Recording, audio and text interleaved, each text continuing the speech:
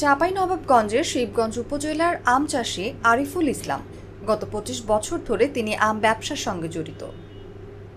সিজনে গাছে আম ধরিয়ে অগ্রিম বাগান বিক্রি করেন অন্য ক্রেতাদের কাছে, কিন্তু এবার ঘটেছে ভিন্ন ঘটনা।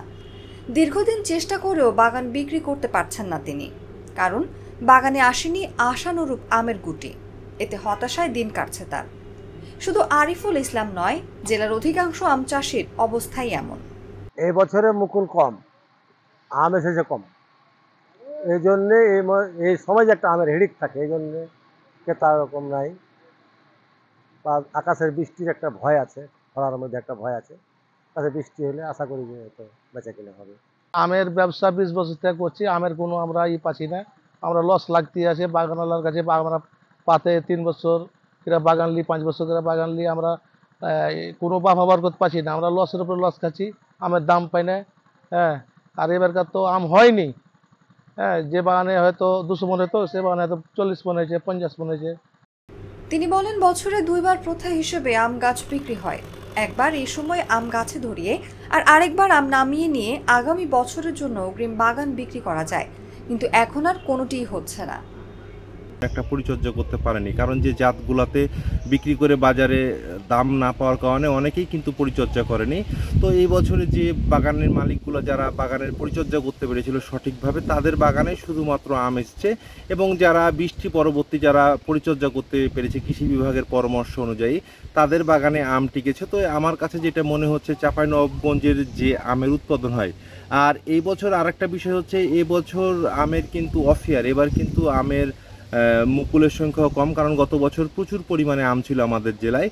শিবগঞ্জ ম্যাঙ্গো প্রডিউসার কোঅপারেটিভ সোসাইটির সাধারণ সম্পাদক ইসমাইল খান শামীম বলেন, জলবায়ু পরিবর্তনের কারণে বাগানে কম মুকুল এসেছে, আর ফুটন্ত মুকুলের সময় বৃষ্টি হয়েছে।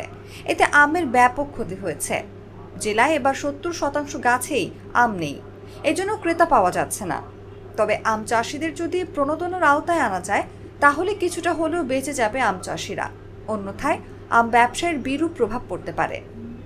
আমাদের চাঁপাইনবাবগঞ্জে এবার যে আমের পরিস্থিতি, সেটা হলো যে গত বছরের তুলনায় আমাদের মুকুল কম আসছে। আমরা বলেছি এটা 75%, কিন্তু দেখা গেছে যে ফেব্রুয়ারি মাসে এবং মার্চ মাসে কিছু ঘন কুয়াশা পড়ছে সকালের দিকে, সেটা একটা ক্ষতি করেছে, এবং কয়েকটি বৃষ্টি হয়েছে, হালকা ঝড় হয়েছে। এতে আপনার যে আম গাছগুলোতে মুকুল এসে ফুল পর্যায়ে ছিল, বৃষ্টিতে সেই ফুলগুলো নষ্ট হয়ে গেছে।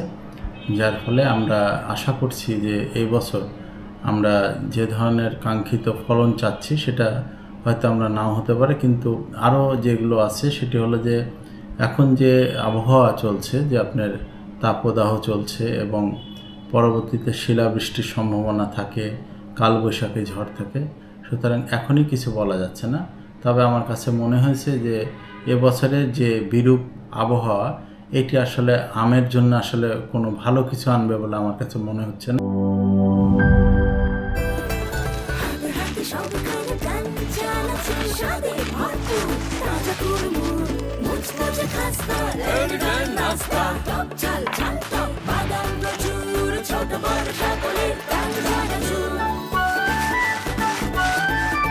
স্বাদে ভরপুর প্রাণ চানাচুর।